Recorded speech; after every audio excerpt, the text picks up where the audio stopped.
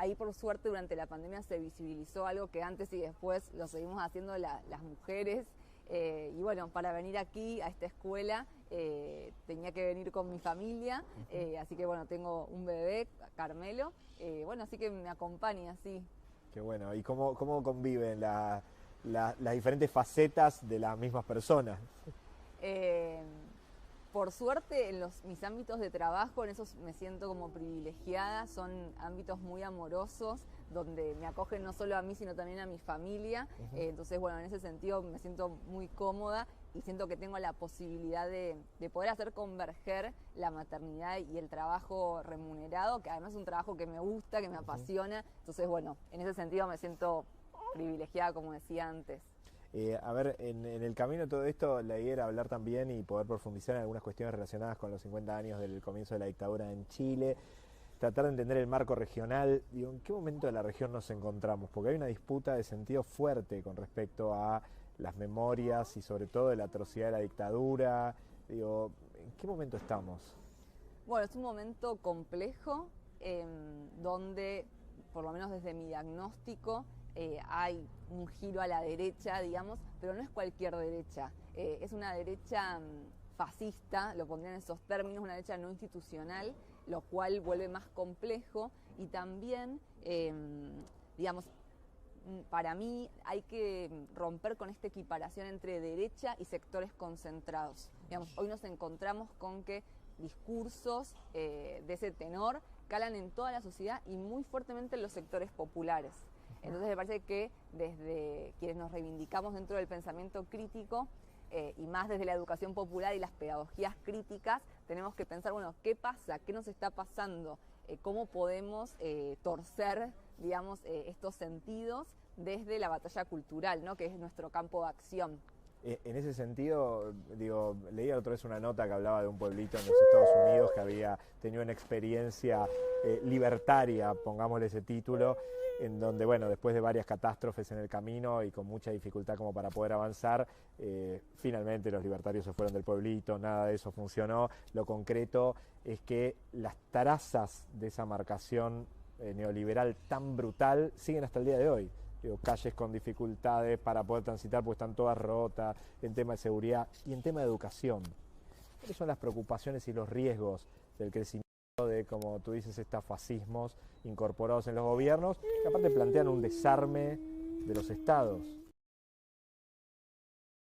Sí, me parece que hay que salir de esta idea de cuanto peor mejor, ¿no? Es decir, que si asumen, digamos, porque por eso decía que los riesgos son a distintos niveles. Por un lado, tienen posibilidades de, por la vía electoral, llegar a ser gobierno, digamos, y ocupar el Estado, y también, digamos, tiene consecuencias a nivel en toda la sociedad.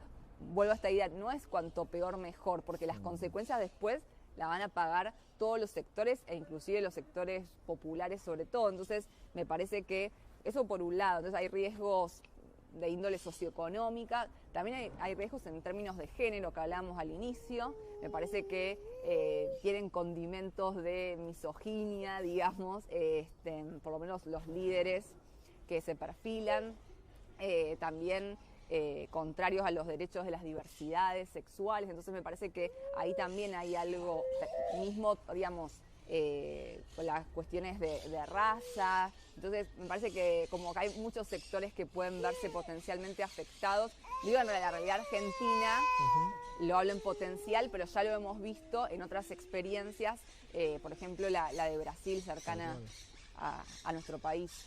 En eso, ¿cuál es la importancia de la educación popular? Digo, ¿qué es lo que puede transformar y cuál es ese trabajo que se puede hacer desde esos lugares? Bueno, me parece fundamental, digamos, porque también es lo que hago, lo que creo, y además pensar la educación popular y las pedagogías críticas, como decía antes, en términos de dar esa batalla cultural, pero no lo pienso solo en experiencias por fuera o en paralelo al Estado y a la escuela pública. Me parece que hoy por hoy, eso es un consenso que tenemos dentro del grupo de trabajo de Claxo, la educación popular también habita los lugares institucionales y los debe habitar. Por suerte, cada vez encontramos más colectivos de maestros y de maestras que hacen educación popular en la escuela pública, los institutos de formación docente también tienen espacios, también marginales, pero que van ganando protagonismo en términos de educación popular, y también experiencias que originalmente surgieron por fuera del Estado han sido reconocidas y se consideran a sí mismas como parte de la escuela pública. Entonces, ¿por qué digo esto? Porque la magnitud, digamos, la masividad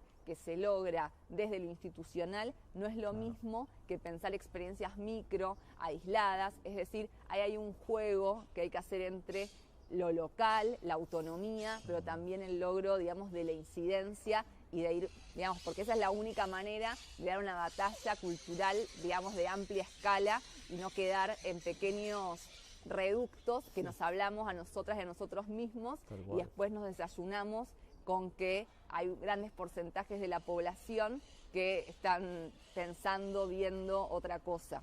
En ese sentido pienso del otro lado, hay gente que puede decir, pero entonces, ¿qué es concretamente educación popular?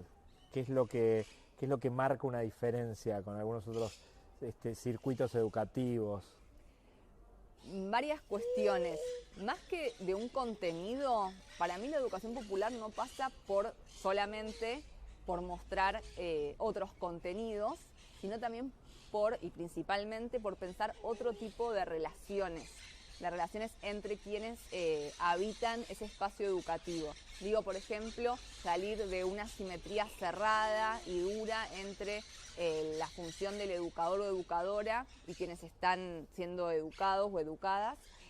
Para mí es eso, es un cambio en los vínculos, en las relaciones y obviamente con una intencionalidad de transformación social.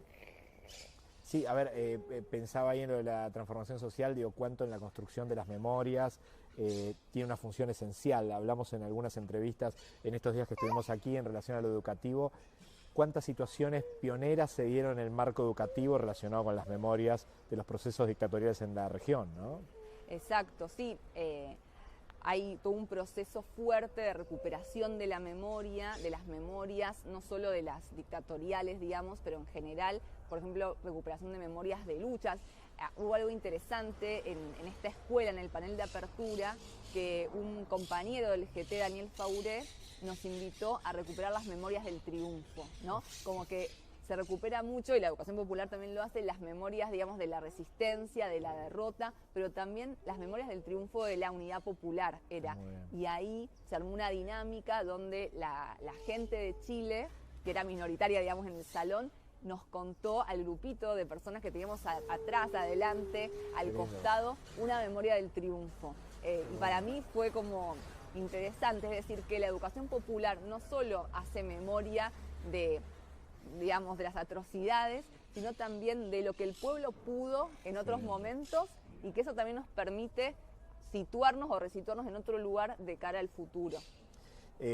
A ver, por último, te tengo que llevar a Argentina, digo, y tu análisis un poco del contexto actual, muy dinámico, por cierto, casi que son cuestiones que se hablan, no que van a perder validez tan rápido, pero sí que tiene un nivel de dinamismo que a veces es un poco apabullante en la estructuración, pero la verdad que estamos viendo ahí unos movimientos políticos donde partidos, si se quiere, más enmarcados en lo tradicional, no están teniendo buenas intenciones electorales, con la posibilidad que algo así como una persona corrida del circuito político habitual, que inclusive habla en contra de los políticos tradicionales, a los cuales llama casta, pero parece estar muy alimentado por esos políticos tradicionales más conservadores en las internas de su movimiento político, digamos. ¿Cuál es tu análisis, digamos, y cuál es el marco pensando en un futuro con cómo corre hacia la derecha a todos los líderes políticos un candidato como este, más allá del resultado electoral?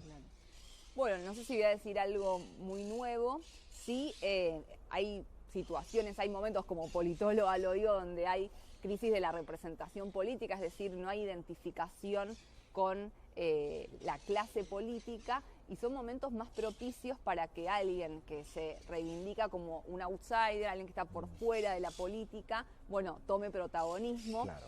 En algunos momentos se puede dar por izquierda, digamos, en este momento se está dando por derecha, y bueno, es una derecha de estas características que decía al inicio. Entonces, bueno, me parece que poner dos cosas. Primero, la importancia de reivindicar la democracia, digamos, ¿no? La izquierda ha tenido una relación particular con la democracia, momentos, digamos, de mayor cercanía o no, momentos donde se la tildó de burguesa y otros momentos se la defendió. Me parece que hoy es un momento para defender la democracia, porque la democracia, más allá de su origen, que sabemos que es liberal burgués, se asocia a derechos, digamos, ¿no? Y ato con la segunda cuestión que me preocupa, que es el negacionismo. Entonces me parece que, bueno, en ese marco la democracia, digamos, nos acoge, nos permite, digamos, poder garantizar y seguir ejerciendo derechos, y creo que a futuro lo que nos queda es eso, digamos, pase lo que pase en las elecciones, digamos, tratar de no perder derechos y no ir hacia atrás.